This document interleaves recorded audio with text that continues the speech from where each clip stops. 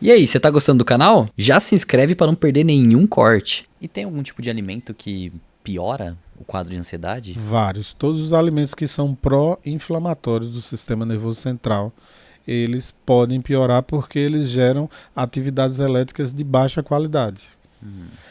Eu costumo dizer nos podcasts que é uma coisa muito lógica, né? Infelizmente, nós fomos aculturados por um determinado grupo de pessoas que tinham um interesse muito capital envolvido nisso, onde a gente foi aculturado e começou a aprender que comida é uma coisa inofensiva e até alimentos sagrados.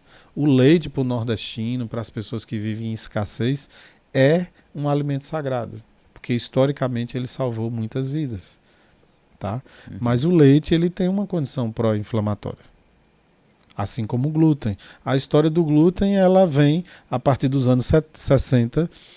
Um sujeito que inclusive ganhou um prêmio Nobel, ele avaliou a possibilidade que em uma década a humanidade poderia passar fome porque não teria comida para todos. Depois de alguns anos, começou-se a apresentar as alternativas do aumento cada vez mais progressivo da quantidade da produção de trigo. Esse trigo foi alterado geneticamente, não é mais o trigo que Jesus fazia o pão.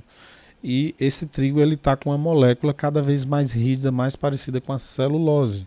A vaca engorda porque ela come o capim e ela tem celulase, uma enzima no estômago dela, que ela transforma a celulose em açúcar. Nós não temos isso.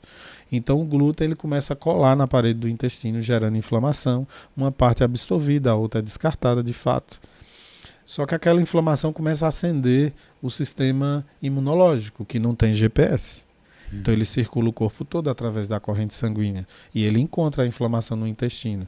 Mas ele encontra também as células da tireoide, que a tireoide é uma glândula que está aqui, mais ou menos próximo da garganta, que tem tudo a ver com a modulação do humor.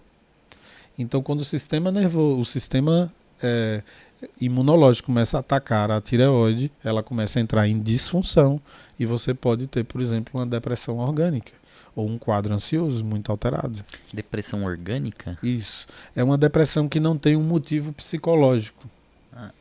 A depressão orgânica mais conhecida é a depressão pós-parto, que é por uma alteração hormonal, quando a mulher tem uma variação hormonal muito alta após ela dar à luz a um bebê.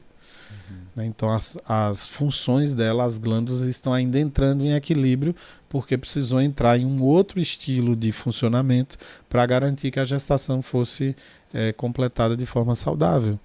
E depois a mulher precisa de um período. Só que se ela vivencia situações ou principalmente a sua estrutura metabólica e alimentar não está adequada, ela começa a correr mais risco de ter a tal da depressão orgânica, que é a depressão pós-parto. Em linhas gerais, a depressão pós-parto, ela começa por fatores metabólicos e neurofisiológicos.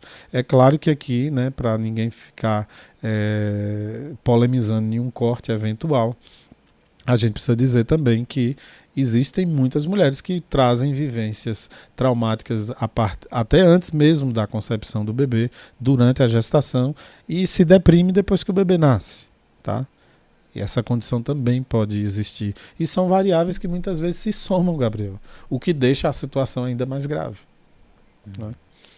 Você acha que o café também dá uma A ajudada na cafeína é um psicoestimulante, talvez dos naturais assim encontrados em abundância, um dos que mais impactam para o cérebro. Primeiro porque ele está realmente em abundância, é um psicoestimulante. Não é à toa que as pessoas tomam doses de cafeína como pré-treino para ir para a academia, para acordar e por aí vai. A cafeína está em várias fórmulas de medicamentos analgésicos, de cefaleias, migrânias e até enxaqueca. Tá? E isso não é à toa. Né? Então a cafeína ela tem uma função.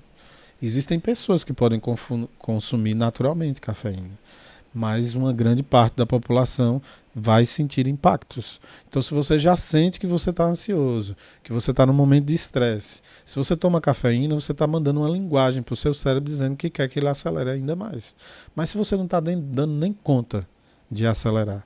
Então, a cafeína, muitas vezes, nos tempos atuais, é você estar com o carro descendo a ladeira, já acima do limite de velocidade, lá embaixo tem uma curva, e você simplesmente injeta o nitro para acelerar ainda mais. Então você já sabe o que você quer lá embaixo, né? Você vai passar reto na curva. Você não vai conseguir cumprir o trajeto. Porque você está mandando uma linguagem metabólica para o seu cérebro, querendo mais dele, quando você não está dando conta nem da velocidade que você se encontra no momento. Então essa é a avaliação didática para as pessoas começarem a entender. Então assim, tudo que você come, você faz uma comunicação com o seu cérebro. Pode ser uma maçã. A maçã tem frutose, você está injetando um nível de açúcar que vai produzir, espera-se, uma atividade elétrica saudável. Diferente de você ingerir, por exemplo, um produto industrializado que, em vez de descascar, você desembala, onde está lotado de açúcar refinado que passou por um processo industrial, onde ela vai cair com mais velocidade na tua corrente sanguínea, vai chegar com mais velocidade no cérebro, entrar de vez dando um pico elétrico e sair de vez quando ela acabar essa dose. O cérebro detesta, Gabriel, coisas que entram de vez e saem de vez. Porque a experiência para o cérebro é daquele susto. Né? Estamos aqui, vem um barulho muito forte, em 200 milissegundos você tem um susto, em 300 milissegundos você toma consciência se aquilo realmente é um perigo ou só foi um susto. O cérebro não gosta disso, porque o mecanismo do susto foi feito para proteger a gente de eventuais situações muito delicadas. Mais uma vez eu repito, é muito recente para a história da humanidade, do planeta Terra, a época em que a gente morava nas cavernas. A Idade das Pedras, antropologicamente falando, ainda é uma coisa muito recente do ponto de vista evolutivo para nós. Consegue entender? Então essas reações instintivas, primitivas, ainda estão muito enraigadas na gente. A cafeína ela estimula as reações mais primitivas. Então temos o leite, glúten, café, açúcar refinado, doces, né? Isso, são os 4 grandes grupos porque eles estão em vários alimentos, né? A cafeína, por exemplo, está no energético, está no achocolatado, está no próprio café, está na Coca-Cola e por aí vai. Né? Quem diria, né? Tá Depois no que eu chocolate isso, e por aí vai. E a gente toma antes de dormir, aí já piora tudo, exato, né? Exato. Sério mesmo que você assistiu até aqui e ainda não se inscreveu no canal?